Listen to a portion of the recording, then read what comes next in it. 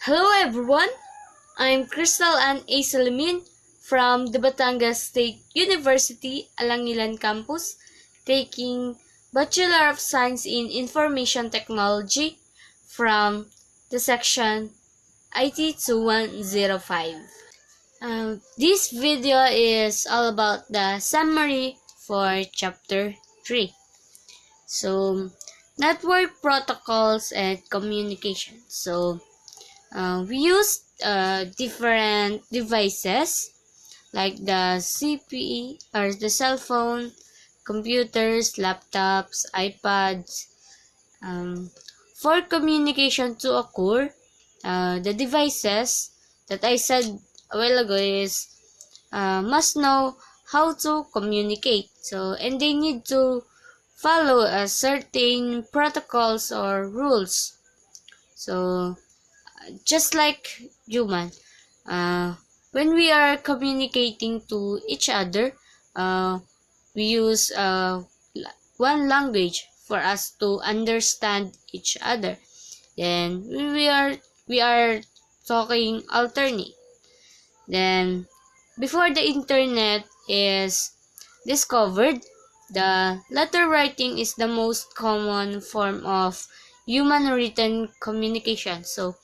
Uh, Before the internet was born, the people used handwriting if we want to communicate to our families away from us, or friends, or other people that away from us. So, in devices, the protocols or rules are created by the standard organization such as the IETF and the IEEE or IEEE. So the IEEE or the Institute of Electrical and Electronics Engineers is a professional organization for the electronic engineering and electrical field. So the ISO, uh, or the International Organization International Organization for Standardization is the world's largest developer of international standard for a wide variety of products and services. So, next I will discuss is about the message size.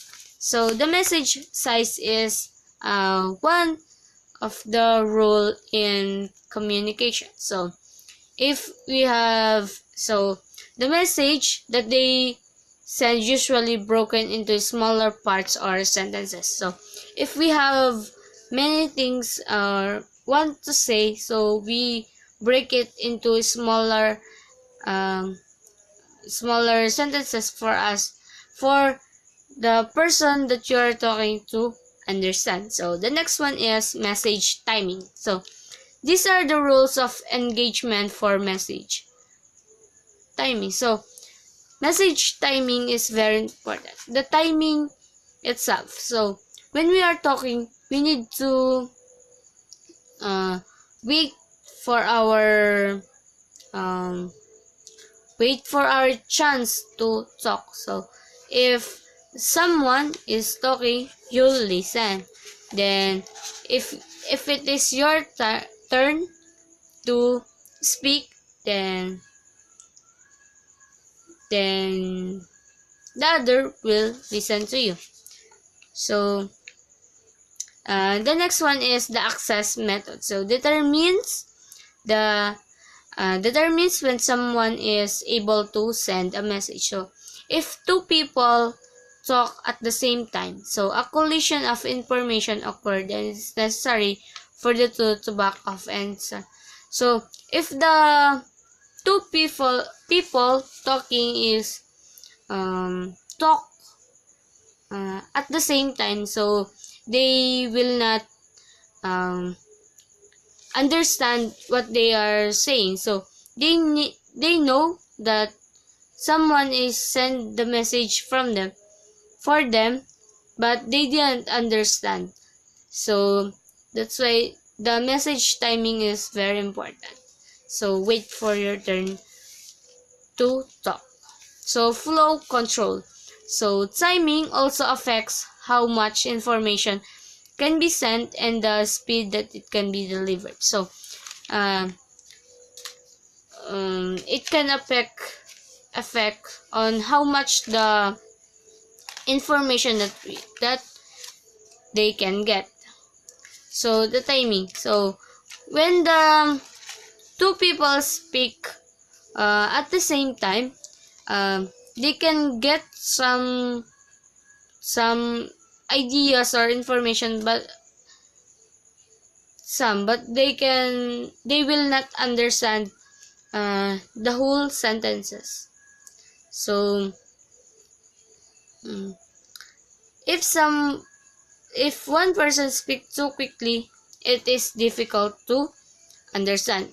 It is also in the timing. So if one person speaks too quickly and the other one will not understand also. So response timeout. So if the person asks a question and does not hear a response within an acceptable amount of time, the person assumes that no answer is coming and reacts accordingly. So hosts on the network also have rules that specify how long to wait for responses and what action to take if a response timeout occurs. So the response timeout. So sometimes if we are talking to a person, so if we didn't hear any response, so we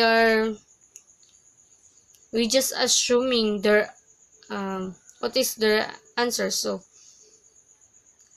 like for example, if we ask them if the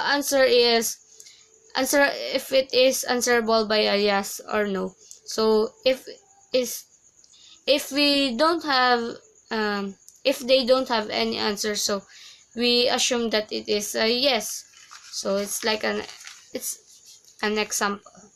So the next one is the message delivery option. So one-to-one. So delivery option, referred to as a unicast, meaning there is only a single destination for the message. A unicast, it's like for the two person only. The information that you are talking is only for the one person. So the next one is one-to-many delivery option, referred to as a multicast. Same message to a group of host destinations simultaneously. It's like you are talking to one group. So it is it is two or more people.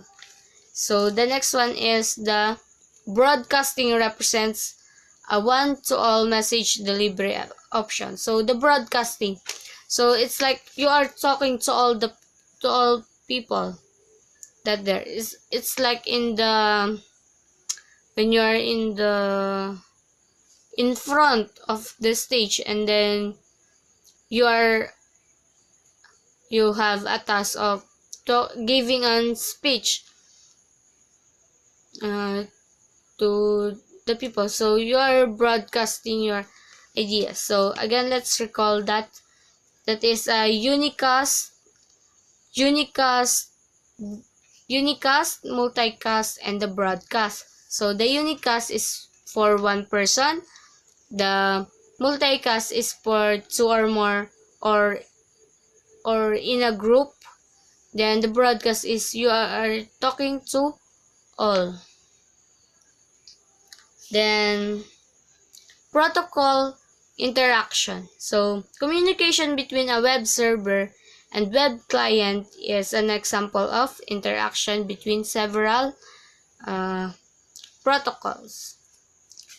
So here are some information about the TCP or IP.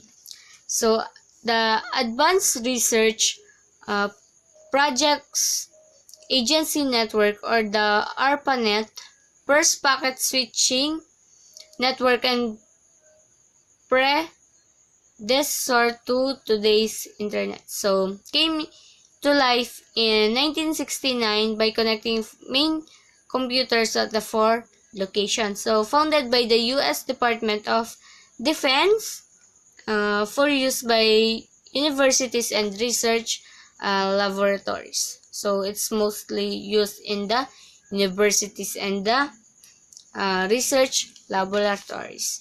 So here are the a while ago I talked to you about the internet standard. So here are some organization.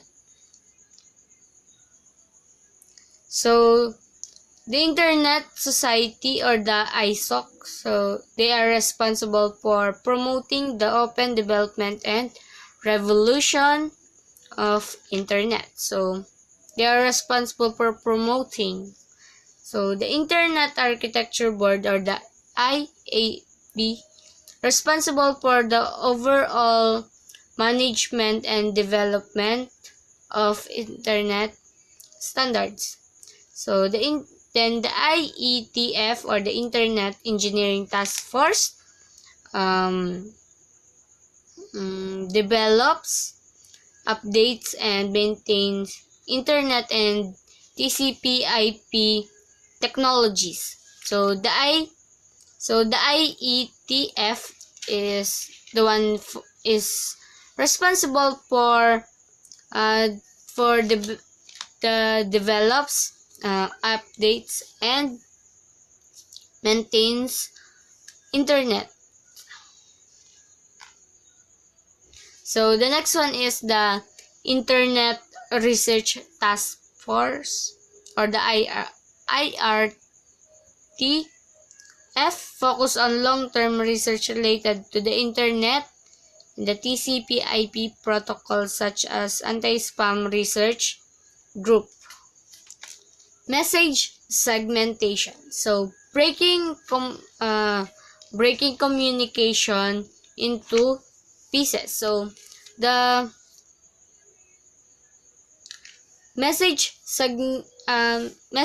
segmentation is breaking the communication into pieces.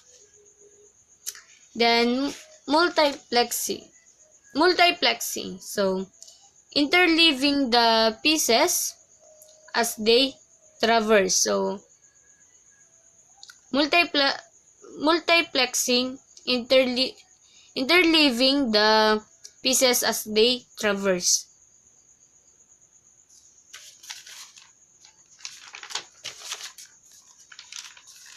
Encapsulation. So process works from top to bottom. So when we are encapsulating, the process is from top to bottom. So the upper layer information is considered data within the encapsulated protocol. So that's why we start from the top, then to bottom. Then decapsulation. If we have encapsulation, we have the decapsulation. So decapsulation is the process is reverse of at the receiving host. So used by the receiving devices to remove one or more protocols header.